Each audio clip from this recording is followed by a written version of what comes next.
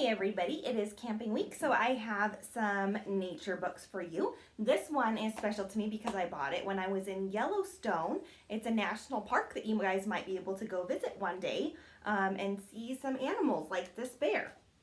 It says, If You Were a Bear by Rachel Mazur, illustrated by Sarina Jepsen.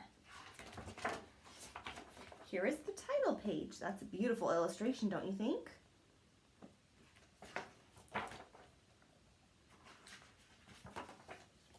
Imagine that you fell asleep, a person tucked in bed, but woke up in the morning as a black bear cub instead. What would you eat? Where would you sleep? How would you spend your day? How long would your claws be? How much would you weigh? Would you wear shoes, a shirt, a hat? Or purple underwear? How would your days be different if you became a bear? Ooh, think about it for a second. How do you think it'd be different? You'd start your life in winter, snuggled deep inside a den, born smaller than a football, with a sibling for a friend. Inside the den, you'd drink mom's milk, to quickly grow in size. You'd soon have fur, strong teeth and claws, and open up your eyes. You'd find your fur might not be black, it could be blonde or brown. You'd test your little padded paws to softly move around. Then, once the days got warmer and your mom was in the mood, you'd lead the family from the den and start to look for food. In springtime, you would eat new grass and roots and tasty plants.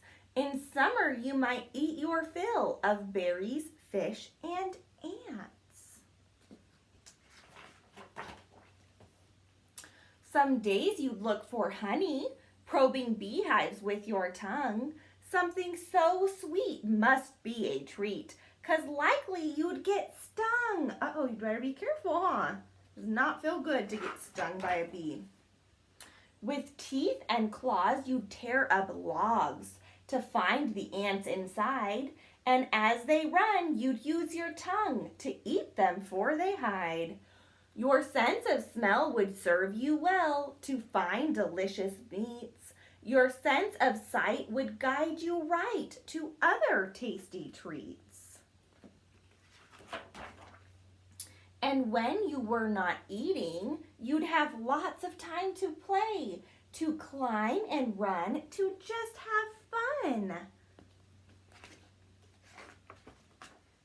Or nap the day away. Your days would have adventure, and you'd safely wander free. But when your mom would sound alarm, you'd scramble up a tree. And as you grew, you'd learn to tell the safe things from the dangers. You'd stand up tall and sniff the air to learn of coming strangers. When autumn came, you'd spend your days up climbing in the trees and eating crunchy acorns till the ground began to freeze. Your mom would then prepare a den as snow began to fall. You'd snuggle in to sleep for months and would not eat at all. This is the way things rightly go when bears are wild and free. But things go wrong when food's left out by folks like you and me. Now food can mean an ice cream cone, or seeds meant for the birds, or scraps of meat left on a grill, or garbage by the curb. So anything that has any kind of food at all can be bad for bears, any human food. A curious bear will follow its nose to find these yummy kibbles, then quickly sneak on padded paws and snatch a bite to nibble.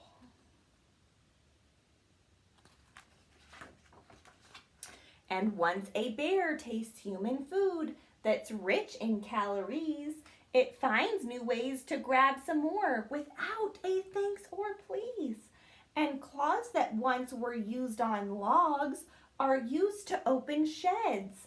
And teeth that once bit open fruits bite open cans instead. Uh-oh, that's not good. He's making some trouble.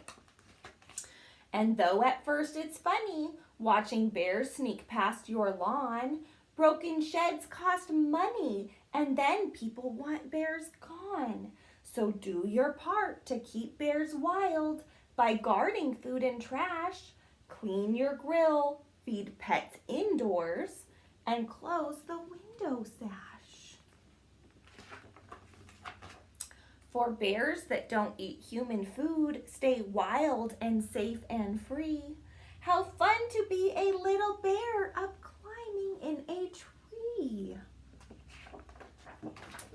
The end. Look how cute he is. This is very important, guys. If you go camping somewhere where there are bears, it's really important to put your food in bear lockers. They have special bear lockers that bears can't open. And not to leave any food out, because like you saw in this book, if bears eat human food, then they kind of become dangerous, because bears don't want to be around people. We're not their food. So usually if you make noise, they'll go away. But if they're used to eating human food, then when they hear you, they're going to think, ooh, they might have some food that I can eat. Okay, so it's really important to keep your food locked up.